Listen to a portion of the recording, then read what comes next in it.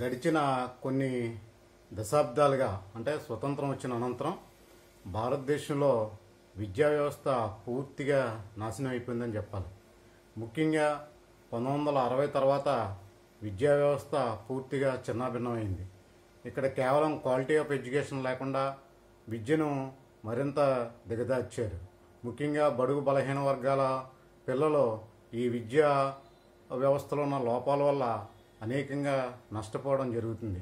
ముఖ్యంగా రిఫార్మ్స్ వచ్చిన తర్వాత 1991 మరి ఆనాడు పివి నరసింహారావు ప్రభుత్వం వచ్చిన తర్వాత రిఫార్మ్ చేశారు. అంటే ప్రైవేట్గా స్కూల్స్ పెట్టుకోవచ్చు, ఇబ్బమ్ముబ్బడిగా ప్రైవేట్ స్కూల్స్, ప్రైవేట్ కాలేజీలు, ప్రైవేట్ యూనివర్సిటీలు వాళ్ళు ఇచ్చారు. దాంతో పేదలంతా కూడా గవర్నమెంట్ బడులకి పరిమితం అయిపోయారు.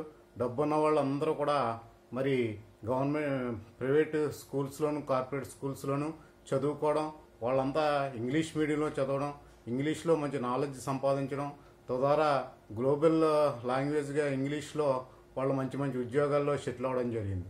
నేటికి కూడా ఇప్పటికీ కూడా ఇంచుమించు 25 సంవత్సరాలు అయిపోతున్నా సరే ఈ రిఫార్మ్స్ వచ్చి ఇక్కడ కూడా ఇప్పటికీ కూడా సర్కార్లో ఏ ప్రభుత్వాలు వచ్చినా మేలుకోవడం జరగలేదు. ఒక జగన్మోహన్ రెడ్డి గతంలో ఒక స్టెప్ అహెడ్ ఆయన ఇంగ్లీష్ మీడియం పెట్టాడు. అదేవిధంగా ఐబీ కరికులం ద్వారా ఐబీ సిబిఎస్ఈ కూడా సిలబస్లో పెట్టడం జరిగింది.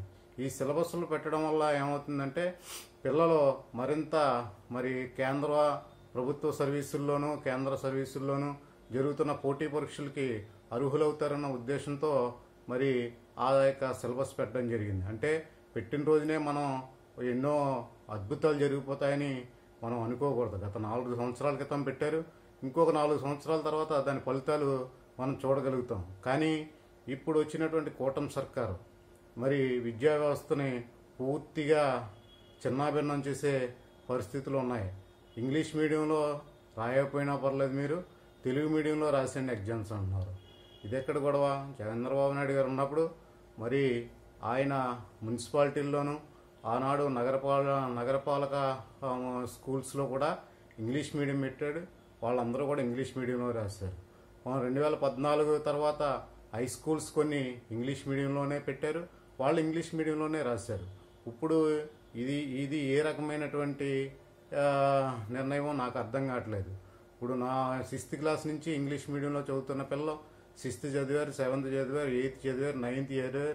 10th క్లాస్ ఎగ్జామ్ వచ్చినప్పుడు వాళ్ళు ఇంగ్లీష్ మీడియం కాదు తెలుగు మీడియంలో కూడా రాసిచ్చడం ఎంతవరకు సబబో కూటమి పెద్దలో మరి ముఖ్యమంత్రి గారు ఆలోచించుకోవాలి. ఇంగ్లీష్ మీడియం అంటే ఇంగ్లీష్ మీడియంలోనే పిల్లలు రాస్తారు. దానికి తగ్గట్టుగా వాళ్ళకి ట్రైనింగ్ ఇవ్వబడింది. వాళ్ళు ఫర్దర్గా ఎడ్యుకేషన్ మరి వెళ్ళాలంటే వాళ్ళు ఇంగ్లీష్లోనే చేయాలి.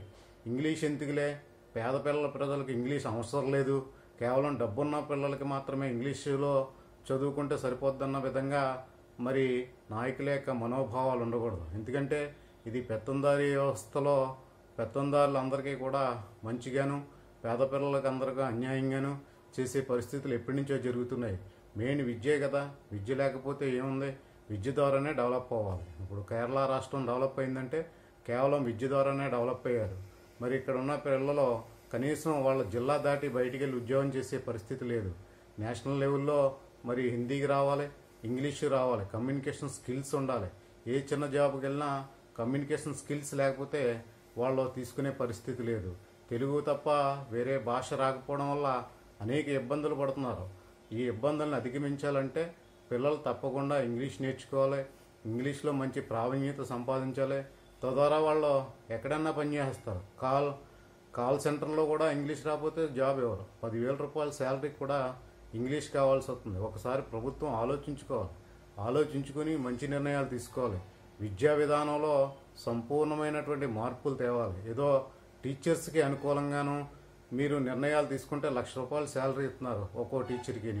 ఏం చేస్తున్నారు వాళ్ళు? స్కూల్స్లో వడ్డీ వ్యాపారాలు చేసుకున్న వాళ్ళు కొంతమంది అయితే, షేర్ మార్కెట్లో వ్యాపారం చేసుకున్న వాళ్ళు కొంతమంది అయితే, యూట్యూబ్లో వీడియోలు చేసేవాళ్ళు కొంతమంది అయిపోతున్నారు. ఇందువల్ల ఒక కుర్రోడికి దగ్గర ₹1,00,000 గవర్నమెంట్ ప్రతి సంవత్సరం మరి పే చేస్తుంది గవర్నమెంట్ స్కూల్లో.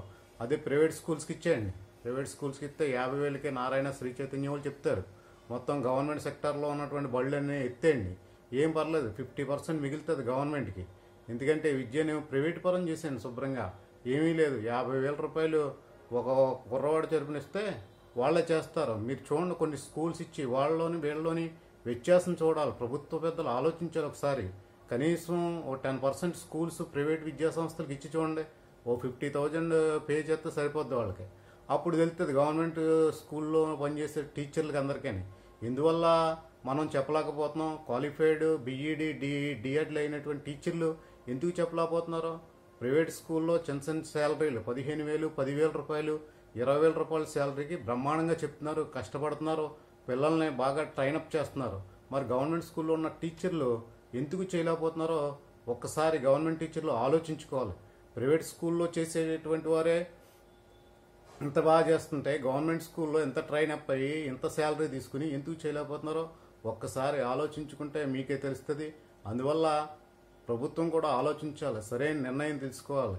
నిర్ణయం తీసుకుని పేదల యొక్క విద్యను మాత్రం ప్రభుత్వం పట్టించకపోతే ఈ జాతుల్ని, బడుగు బలహీన వర్గాలు, ముఖ్యంగా మహిళలు, ఆడపిల్లలనేమో గవర్నమెంట్ స్కూల్ వేసి మగపిల్లల్ని తీసుకెళ్ళి మరి కార్పొరేట్ స్కూల్లో వేస్తున్నారు. ఈ వివక్షత గ్రామాల్లో ఎక్కువ జరుగుతుంది. అందువల్ల ప్రభుత్వం కూడా త్వరగా స్పందించాలి. ఏంటంటే ఈ వ్యవస్థ నాశనం చేయకూడదు. ఇప్పుడు దాకా నాశనం చేసింది చాలు. ప్రజలు కూడా ఎడ్యుకేట్ అయ్యారు. ప్రతి ఒక్కరూ కూడా ఎంతో కొంత అప్పు చేసినా సరే ప్రైవేట్ స్కూల్లోనే చదివించుకుంటున్నారు. గవర్నమెంట్ స్కూల్లో చదివితే చదువు రాదని ప్రతి ఒక్కరికి అర్థమైపోయింది. అందువల్ల ప్రభుత్వం ఇప్పటికే నాడు నేడు ద్వారా కొన్ని పాఠశాలలు అయితే ఇన్ఫ్రాస్ట్రక్చర్ అయితే డెవలప్ అయింది. ఇంకా ఇన్ఫ్రాస్ట్రక్చర్ డెవలప్ చేసి మిగతా స్కూల్స్ కూడా డెవలప్ చేయవలసిన బాధ్యత కూటమి సర్కార్పై ఉంది. అదేవిధంగా సిబిఎస్ఈ కొనసాగించాలి, ఇంగ్లీష్ మీడియం కొనసాగించాలి. పిల్లలకి మరింత అవసరమైనటువంటి టెక్నాలజీని కూడా వారికి అందించాలి. స్కూల్స్ టీచర్లు ఇప్పటికైనా మేలుకోవాలి. మేలుకోకపోతే ఏఐ వచ్చింది. ఏఐ టెక్నాలజీతో స్కూల్లో టీచర్ చెప్పవలసిన అవసరం లేదు. కేరళలో ఆల్రెడీ స్టార్ట్ అయింది. అందువల్ల ఉపాధ్యాయ పోస్టులు మాకు ఎప్పుడు ఎలాగ ఉంటాయి, మాకు ఈ జాబు చాలా పర్మనెంట్ అనుకోకండి. ఏఐ టెక్నాలజీ వచ్చిన తర్వాత గవర్నమెంట్లు కూడా ఏఐని వాడిని అంటే మొత్తం స్కూల్లో ఉన్న టీచర్ల పోస్టులు అన్నీ పోతాయి. అందువల్ల ముందే మేలుకుని మీరు తీసుకున్నటువంటి జీతాలకు న్యాయం చేసి ప్రభుత్వ ఉపాధ్యాయులు తప్పకుండా విద్యార్థుల్ని సరైన మార్గంలో నడిపించాలి. మంచిగా వాళ్ళకి ట్రైన్ అప్ ఇవ్వాలి. ఎందుకంటే వాళ్ళంతా పేదవాళ్ళు, డబ్బులు లేని వాళ్ళు. దానివల్ల వాళ్ళు గవర్నమెంట్ స్కూల్లో చదువుతున్నారు. వారి పట్ల మీరు శ్రద్ధ వహించాలి. మిడ్ డే మీల్స్ కోసం, వాటి కోసం వీటి కోసం కాదు, చదువే ముందు, చదువు మీద కాన్సన్ట్రేషన్ చేయాలి అందరూ కూడా. అదేవిధంగా ఈరోజు జరుగుతున్నటువంటి విద్యా విధానంలో ఎన్నో రకమైనటువంటి మార్పులు తీసుకురావడం జరుగుతుంది. ల్యాబ్లు పెట్టారు. ల్యాబ్ల ద్వారా, కంప్యూటర్ ల్యాబ్ల ద్వారా మరి ఎంతో ఇన్ఫ్రాస్ట్రక్చర్ అయితే గవర్నమెంట్ గత ప్రభుత్వం అయితే మరి చేసింది. దాన్ని కొనసాగించాలి. అదేవిధంగా డిజిటల్ క్లాస్ రూములు పెట్టారు. మరి దాన్ని ఉపయోగించుకోవాలి. ఆ విధంగా ఎంతో కార్పొరేట్ స్కూల్కి ధీటుగా ఉన్నాయి. కాకపోతే టీచర్స్ సరైనటువంటి ట్రైనప్ లేదు. టీచర్స్ ట్రైనింగ్ ఇవ్వాలి. వాళ్ళకి సరైనటువంటి ట్రైనింగ్ ఇస్తే వాళ్ళు కూడా ఇంప్రూవ్ అవుతారు. వాళ్ళకి తరచూ ట్రైనింగ్స్ ద్వారా వాళ్ళని ఇంప్రూవ్ చేయాలి.